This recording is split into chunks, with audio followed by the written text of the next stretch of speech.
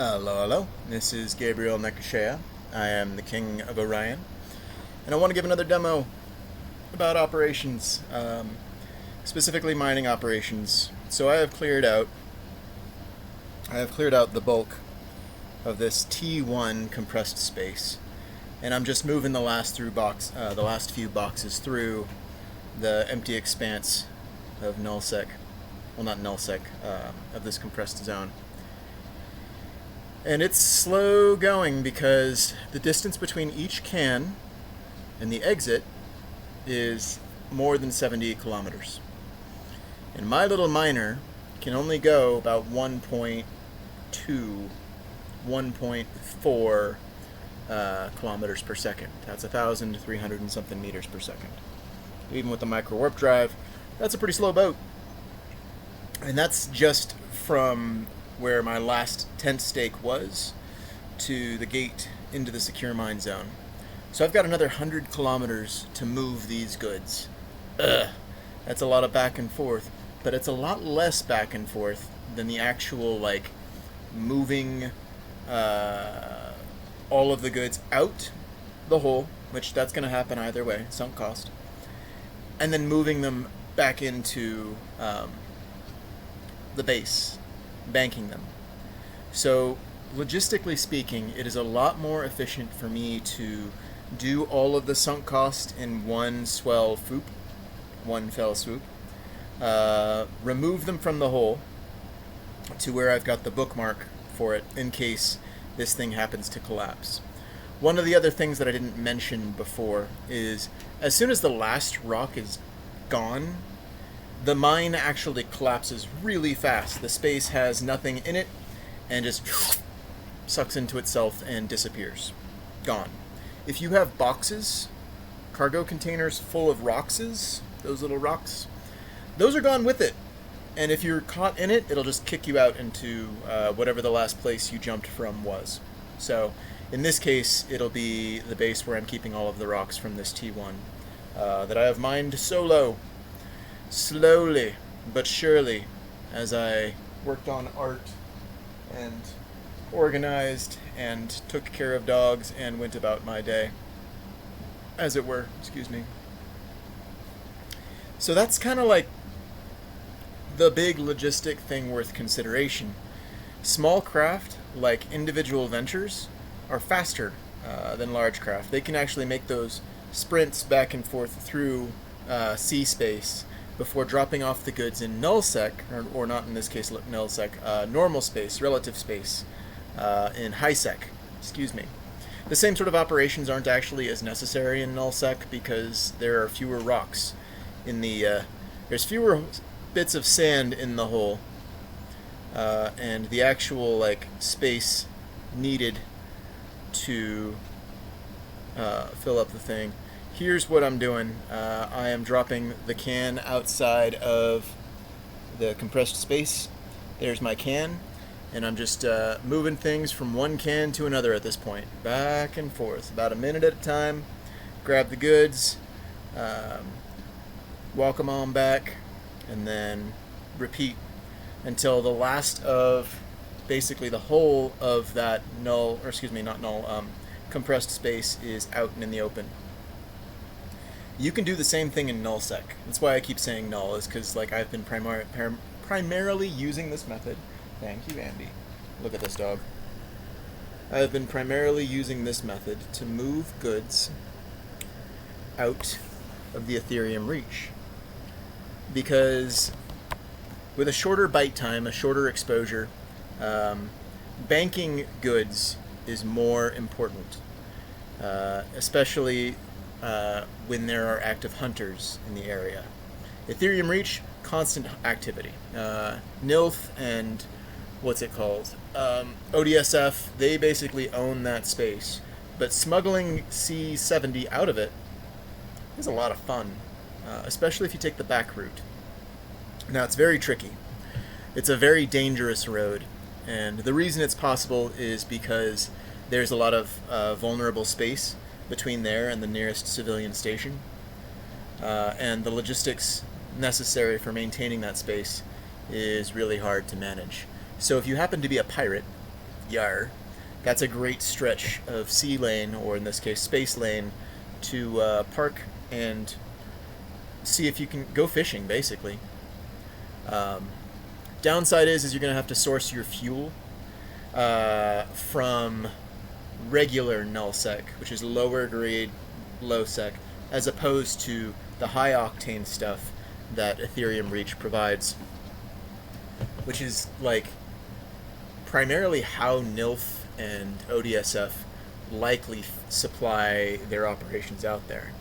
So just off the Skarkon coast and Uemon and Pala, there are constant gate camps that are impossible for little frigates like this Venture 3 forest. Here, let me give you pretty pictures.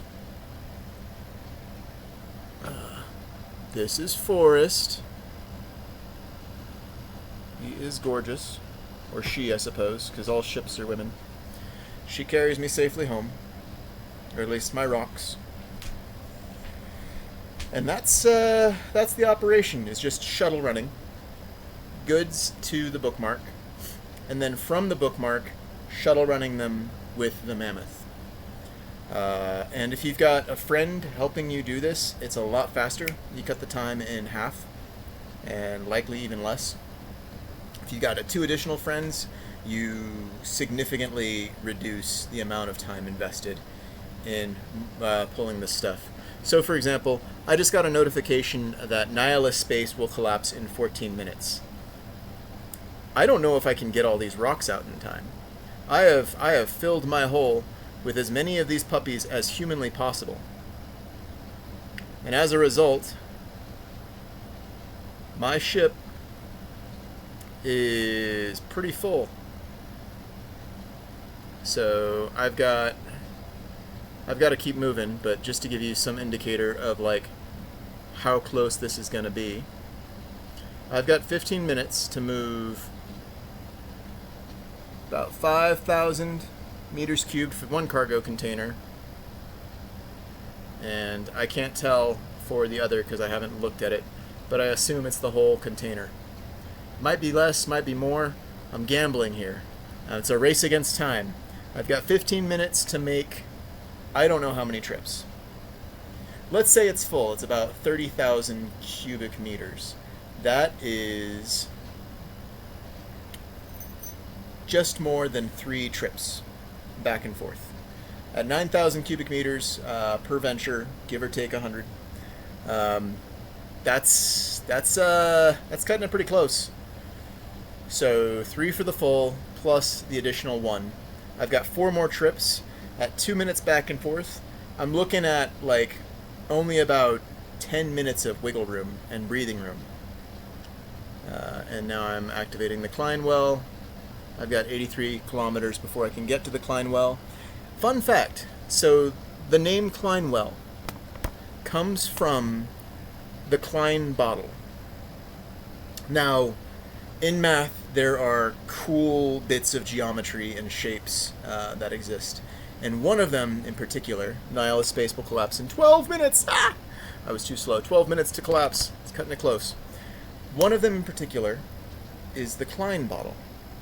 Now what the Klein bottle is the 3-dimensional equivalent to a Mobius strip.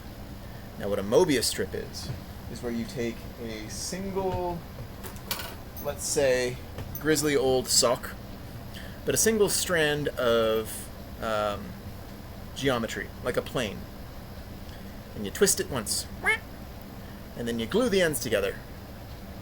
And you do that so that no matter what side you are on, you will always be on the same side. And it's a way of cutting a dimension in half. And with a 3-dimensional representation of that, you can do interesting things. It's cool that they kind of reference like that strange math. Let's take, so I just reached the box outside the hull, and I'm going to fill it with my goods and then go back in. So I've got about 10,620 meters cubed available. I'm going to fill that puppy with them. Boop.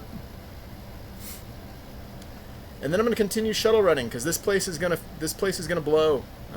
So back into the compressed space we go. Moving right along, moving as quickly and as efficiently as possible, so as not to lose the products of our efforts, which were significant. I didn't actually monitor very often. If you want to mine over a prolonged period of time, the most efficient way is to set up cards. And here's how I think it. Every rock that you scan and lock onto is a task for your mining laser to tackle, right? Now the tasks have different periods of time. Each rock has different amounts to it. I haven't actually done a survey or a breakdown of the individual ones because who has the time? Who cares? The mission is the same regardless of the target. Your ship's efficiency determines how effective it is as a miner. The size of the rocks comes into it only when considering byte value, which I've done elsewhere. I don't really care at this low level. I just want to survey and see how much tritanium and pyrite I can get from these easy missions and see if that can fuel my desire to manufacture ammo. Because the bulk of any product stems from its tritanium and pyrite cost. You got to have, for example, for an Inferno missile, you're looking at 450,000 tritanium compared to 90,000 pyrite, and then 40,000 Mexilon, 48,000 Isogen, and only 1,215 Megasite. So despite being the rarest good, you really don't need it to manufacture the smallest missile. And the ships follow that structure. The lower tier the ship is, the easier it is to produce, the fewer rare goods are required, the more conversion for tritanium is possible. So the more your individual work comes into the equation. Most folks, when they're doing calculators for Industry 2, they don't factor in labor. I've got a labor cost that I need to figure out and basically run comparisons for, because I'm going to figure out how to make this industry pay more efficiently and effectively than the best mission ISK source in the game. And then I'm just going to roll it. I'm gonna continuously farm the target ores that I have in mind. Specifically, it's looking like whatever provides Megasite, Isogen, Mexilon, and then tritanium and pyrite I'm going to count as a given because they're just so ubiquitous and easy to get a hold of that I can do shenanigans with a mammoth, and then my Venture 3s that are fine-tuned and spread out across New Eden. If you've got anything, any high-end miner, so if, for example, you're an Omega and you've got a Venture 4 available, throw that puppy into HiSec. You don't want to risk that bad boy out in null. And you don't really need to, because to manufacture anything is only a smidgen of... Oh, hey, lucky day. I was able to clear out those boxes, those last few boxes. 7 minutes left. As a result, I've got 7 minutes to kill 3 rocks. So I'm going to race and see if I can kill those. If I get killed, or not killed, but excuse me, if the space manages to collapse, one of them is going to have to stay. I'm going to leave that one because it's 100 kilometers off. So let me zoom out and show you the plot that I'm working with. So that one Veldspar on the distant end is 100 kilometers off. I've got these two, and then from there I go into the secure mining zone. I believe because I found this, I got the secure mining zone, but I don't really know how that works, nor do I actually care. I just want to move the goods. I want to gather as much as humanly possible before escaping from the hole, and then shuttle the goods back with my mammoth that's on station. Key here as well is your ancient artifacts that you find, those ancient relics, are actually pretty valuable. You can sell them for about 300,000 ISK per, and they drop very regularly in in these compressed spaces. Because the roll to drop them is for every individual item destroyed, and the compressed ore is so fast and small. Like, normally that little smidgen on the HP bar for the ore would be something significant outside of here, but because I am in compressed space, I can activate this and kill that rock, and kill that rock, and just sort of like grind away at it until it's gone. And if I spam the activations, that is the most efficient way to just chew it down and make sure I'm getting the last bite before this thing collapses in 5 minutes. And that's the game. I'm not going to go for that Veldspar that's 120 kilometers off, because logistically there's no way for me to make that. In this race against time, I've got 4 minutes to eat this last rock. Yep, and then I just ate the last rock, and GTFO out of Dodge. I'm not going to risk it. I wouldn't lose anything by risking it, because I bookmarked where my cargo containers are outside of the compressed space. But having the compressed space as a reference point is valuable enough that I don't mind leaving that last little rock to hold the whole damn mountain and mine up off my head. If I take that out, the whole thing will collapse, taking me with it in a lot faster period of time. I think. Again, I don't know how any of the things work under the surface. I just know the most efficient operation for taking maximal advantage of the resources at hand. And once I'm done, I'm gonna do a quick analysis of the total number of resources taken from this T1 compressed space, and plug that in to my mission generator in these calculators that I'm producing to figure out, like, how many T1s do I need to go looking for? How many hours would I need a mammoth to just sit in HiSec mining? And I just check in on it every, however long it takes for it to chew through a card, a set of 5 rocks. How much, attention would I want to spend on this game? And how much would that attention bring me? Because, mining in HiSec is very low risk, low attention. I don't care if my mining laser is not eating rocks at any given point. So that's where I want the most efficient and effective worker. Whereas if I'm in low sec or null sec, attention is much more at a premium.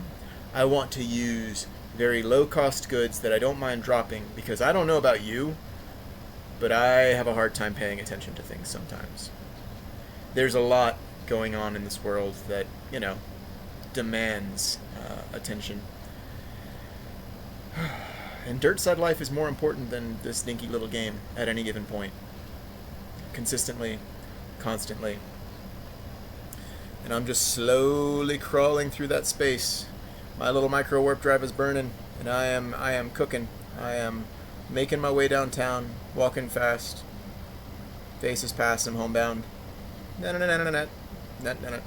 sort of thing. And that's just the nature of the beast. You set things cooking, and you wait for them to be ready, and you try and manage the timing such that you don't miss out on the best part. In this case, that's going to be filling up this little hole, flying into base, switching into a mammoth, and grabbing the rest of the goods, and then counting our money. When it comes to gambling, that song is very much true. You got to know when to hold 'em, know when to fold 'em, know when to walk away, and know when to run. You never count your blessings when you're sitting at the table. There'll be time enough for counting when the dealing's done. Alright. So, just for a quick head count, that's how much we got in the box. I've got a full cargo hold. I'm going to fly to this nearest station and just switch ships because I want to minimize the amount of exposure time that I have. I've got the bookmark labeled with an X next to it. That's just a matter of operational practice. My most recent bookmark and the one most relevant to whatever operation I have going on, I label with an X. It's usually where the loot box is that I'm holding, kind of carrying, and setting down while I go and do other stuff before coming back and picking up. But it could also be, for example, a safe during military operations. Alright, now I got my mammoth. The Philly cheesesteak is ready to rock. She is a beaut. Let me show off her paint job real quick. Used to be you could get nanocores for dirt cheap. They had Recruit nanocores and others that were very easy to produce. You could source the resources and print them. They've since taken that feature out of the game, which makes nanocores a lot more Concord Pass dependent. So, it's more whale friendly to get a nanocore. It's harder for an individual to get them. Oh hey, we got a battleship system. I wonder if they're hunting missions. If I wanted to price things accordingly, by the way. Oh hey, the wormhole already collapsed. Here's why it's important to have bookmarks. Now, had I not bookmarked this location, I would have no idea where my dead drop was, because there's no way to scan down cargo containers. I believe there should be, for counterplay, but at present there is no way to stop someone from just dropping cargo out in space and then having someone else come and pick it up. So if you want to transfer ISK between accounts, for example, if you are, and there is my dead drop, there's my can. If you're a manager of a small corporation and you have a bunch of little dudes, little bees flying for you, what you're going to want to do is, I picked up all of the contents of that box. They are all within my mammoth. And notice that the wormhole gate is gone too. Is you want to feed them the tritanium, feed them the pyrite, feed them the Veldspar and the Pyrox series and the Scordite and the goods that they can actually use. You want your youngest player to be the dude in the mammoth. You want them to be transferring the goods back and forth. Here's why. That ISK is a lot more relevant to them as a character than it ever will be for you. If you're an Omega, a whale, you don't need that sand. You don't need the sugar and spice. You will later. But at present, it's 1 ISK per. And there's some dude out of Pator who's farmed like millions of it. And they're just printing it. So until someone comes through and clears out that stockpile, the market is saturated. The value of those individual pieces of tritanium is actually at about 0.7 total. So what you're looking at is not worth the investment. And that's one compressed space right there. All of those goods. That's all the runs back and forth with my bits. We're going to stack them puppies up and see what our payday is. 0.7 million, 0.41 million, total value of 23 million. Now, that's just the market value. The utility value for me is a lot more important. I've maximized my reprocessing skills, and with that I have, boom, boom, boom, about 16 million tritanium off of that. Now, remember the ammunition requirements that I had before. 450,000 per run of a specific blueprint for missiles. That's the smallest, lowest grade. I think it's up to like 2 point something million, 5 million per. As I snowball my operation, I'm going to be printing Inferno missiles and proton decomposers, and then the cheapest cannon ammo. But as I scale this operation moving forward, I want to try and create like an on-ramp for the expectations of my ships. At present, I'm going to do the bare minimum. I'm going for the easy stuff. I've got 37 copies of the Inferno missile blueprint, and I'm just going to print those off 10 at a time and then post them up on the market at a cost per round that I've calculated out. That allows me to, feel like my time is well spent. I'll break that down at another point. Basically, the calculations that go into that and how I built the spreadsheet that tells me, hey, you should sell this at 3,000 ISK per. But that's the logistics of a mining operation at work for small scale craft. For larger craft, you have a lot more capability. You can compress things in the field, which makes it a lot more efficient to throw the work down and then just cook and have your little dudes come and escort the stuff out, a steady stream of ventures, because the ISK efficiency of the transportation of those individual rocks is a lot more effective on the little dudes than it is on the big, the Wreath in particular, or the Wreath 2, or just a fleet of mammoths. How you equip your fleet, your little dudes, your new bros, your goons, whatever you want to call them, determines the effectiveness of your operation overall. And the means by which they gather those minerals, like that Vespian gas, there's very much an RTS element that comes into this sort of managerial practice. So yeah, that's I finished a T1 compressed space and got 24 million ish in assets for the process. Selling those is another animal. If I wanted to, I could just do a regional delivery. Actually, that's what I'm going to do. So, at the tail end of this process, I have all of these goods. I know how much I can reprocess them for, but I want to save them for later. So I'm going to run a regional delivery to the nearest ITC, which happens to be Jita. And oh, would you look at that, it's only 86,000 to move the goods instantaneously. If I wanted to sell these from Jita, I could do that instantaneously. I could go to Jita and list them. For the Veldspar, which is so much more massive, there's so much more like to the pile than there was for the Pyrex, for the not Pyrite, Scordite. For the Scordite, it still only cost me 95,000. That's a pittance. That's nothing. And that leaves me the 16 ancient remains that I could flip or sell. Oh, the price is down at 95,000 each. So just these, like the ancient remains alone, that's a free 1.6 million. Which, I mean, for a day's worth of work, that's nothing. Like, that's a pittance. You're working for peanuts. So I like to hold these on and then just like buy the hell out of them, because they're little mini lottery tickets. Except you don't win anything on the back end because there's no scholar points. There's no scholar store. So they don't really serve a purpose other than to be just like gee whiz neat. But I like them. They're shiny. I like to crack them open and see what's inside. Even if it's worthless, it's a nice little surprise. I hope you all have a good day, and I'll talk to you later. Well, not directly, but have a good one.